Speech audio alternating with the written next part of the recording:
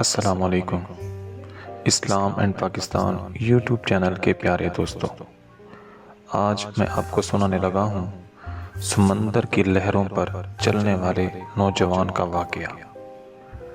حضرت سیدنا یوسف بن الحسن رحمۃ اللہ تعالی علیہ فرماتے ہیں، جب حضرت سیدنا ذوالنون مصری علیہ رحمۃ اللہ القوی کی صحبت میں رہتے ہوئے مجھے کافی عرصہ گزر گیا اور میں ان سے بہت زیادہ مانوس ہو گیا، تو ایک مرتبہ میں نے ہمت کر کے ان سے پوچھا، حضور آپ کو سب سے پہلے کون سا عجیب و غریب واقعہ پیش آیا؟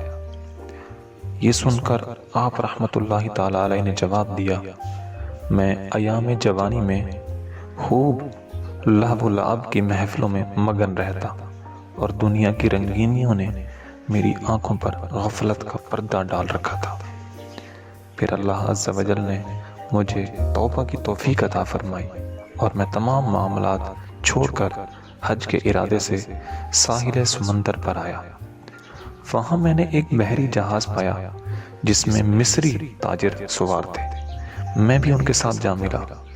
اس جہاز میں ہمارے ساتھ ایک نہایت حسین و جمیل نوجوان بھی تھا جس کے پیشانی سے سجدوں کا نور جھلک رہا تھا اور اس کے منور چہرے نے گویا ساری فضا کو نور بار کیا ہوا تھا۔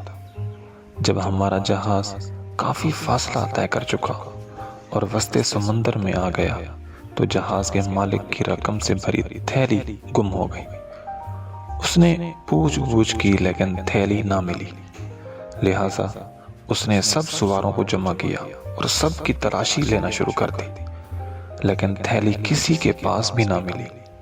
بالآخر جب تلاشی لینے والا اس نوجوان کے پاس آیا تو اس نوجوان نے اچانک جہاز سے سمندر میں چھلانگ لگا دی۔ یہ دیکھ کر میں حیرت میں ڈوب گیا کہ سمندر کی موجوں نے اسے نہ ڈبویا بلکہ وہ اس کے لیے تخت کی طرح ہو گئی اور وہ نوجوان لہروں پر اس طرح بیٹھ گیا جس طرح کوئی بادشاہ اپنے تخت پر بیٹھتا ہے۔ ہم سب مسافر بڑی حیرانگی سے اسے دیکھ رہے تھے۔ پھر اس نوجوان نے کہا، اے میرے پروردگار عز و جل، ان لوگوں نے مجھ پر چوری کی تہمت لگائی ہے۔ اے میرے دل کے محبوب عز و جل، میں تجھے قسم دیتا ہوں تو سمندر کے تمام جانوروں کو حکم فرما کہ وہ اپنے اپنے منہ کے اندر ہیرے اور جواہرات لے کر حاضر ہو جائیں۔ حضرت ذوالنون مصری فرماتے ہیں کہ ابھی اس عظیم نوجوان کا کلام مکمل بھی نہ ہونے پایا تھا، جہاز کے چاروں جانب سمندری جانور ظاہر ہو گئے۔ سب کے منہوں میں اتنے زیادہ ہیرے اور جواہرات تھے کہ ان کی چمک سے سارا سمندر روشن ہو گیا اور ہماری آنکھیں چندیانے لگیں۔ پھر اس نوجوان نے پانی کی موجوں سے چھلانگ لگائی اور لہروں پر چلتا ہوا ہماری نگاہوں سے اوجھل ہو گیا۔ وہ عظیم نوجوان یہ آیت تلاوت کرتا جا رہا تھا، ایاک نعبد و ایاک نستعین، ہم تجھی کو پوجیں اور تجھی سے مدد چاہیں۔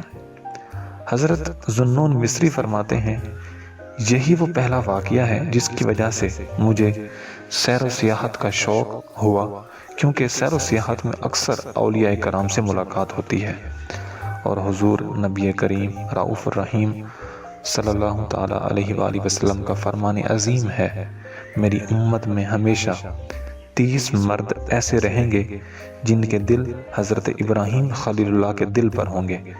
جب ان میں سے کوئی ایک مر جائے گا تو اللہ عز و جل اس کی جگہ دوسرا بدل دے گا۔